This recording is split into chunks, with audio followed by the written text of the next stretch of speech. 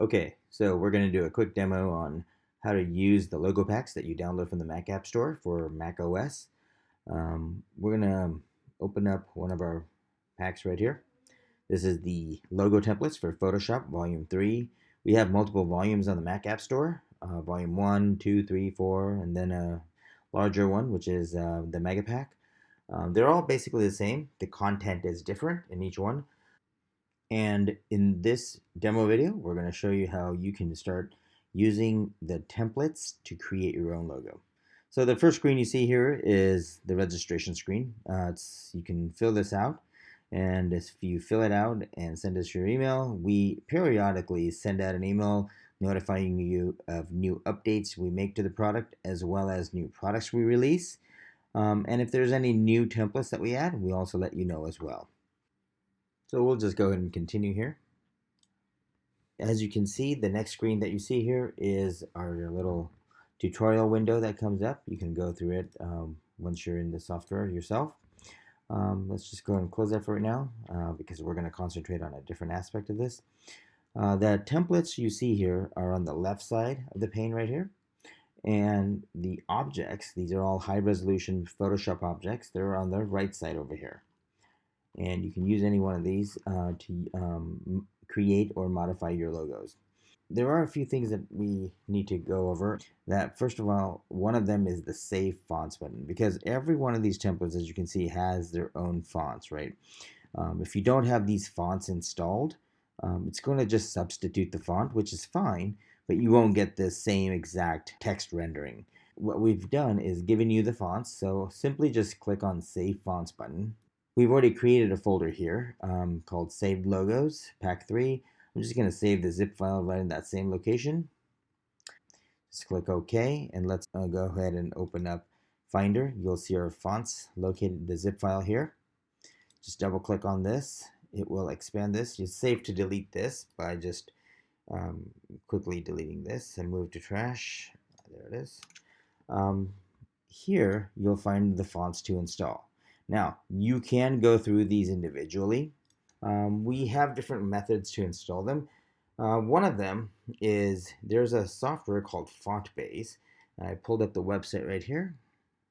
If you install FontBase, it's a free font manager. And what a font manager does is it just helps you manage your fonts efficiently, so you can activate them and unactivate them, or install them or uninstall them. Each one has a different method, but in most cases, you'd want the fonts installed. So FontBase, if you download this for your Mac, it's a free download. We already have it downloaded, so I'll just go ahead and open that up, and I'll show you how to get these installed. So here is FontBase.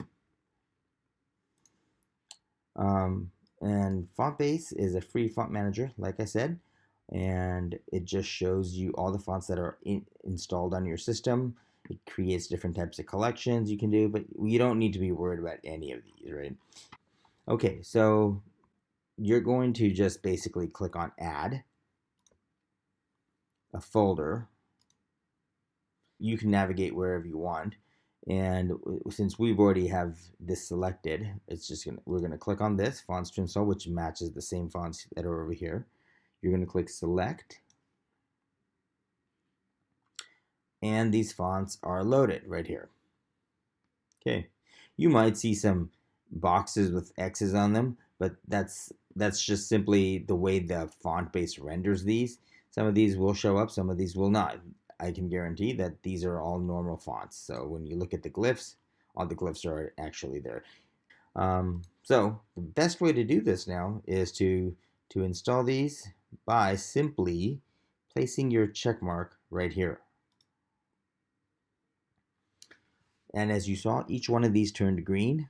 And once these are green, you can now simply minimize this down to the dock. Okay, so the next step is going to be saving the templates. And to do that, all you have to do is click on Save Templates up in the toolbar here. Click on Save All, and you'll be prompted on where to save the templates. We're going to still save them in the same folder right here, right where we saved the fonts. So we'll just click Save so we can see them come up over here. There they are. So all you had to do is uncompress this by double clicking on this. We can go ahead and delete this, move this to the trash. And here are the logo templates as well as all the objects categorized into various categories. So let's say you wanted to open up one of these templates. Let's say this one right here. And what we're going to do is simply just open this up in Photoshop by double clicking on this. So here we have the logo opened up. You'll see that it's fully layered, and you'll be able to turn off layers on and off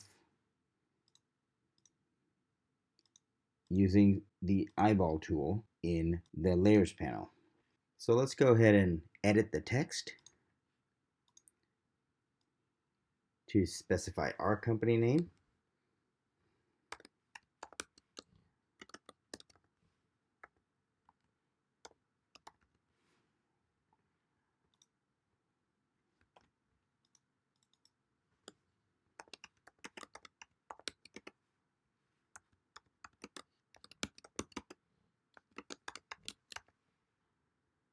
Let's move that over here a little bit.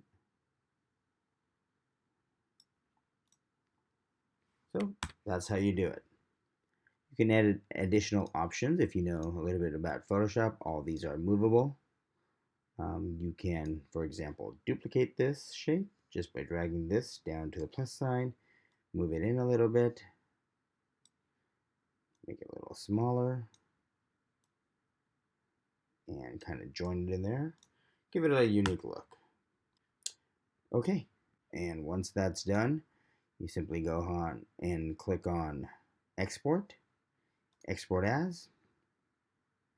And keep in mind, let me go back here 1 second. And keep in mind, when you're exporting this logo, make sure you turn off the background layer, because if you keep the background layer on, that will always stay there. Otherwise, you can export this as a transparent logo. So that's going to be useful when you're trying to put it on t-shirts, mugs, websites, business cards, etc.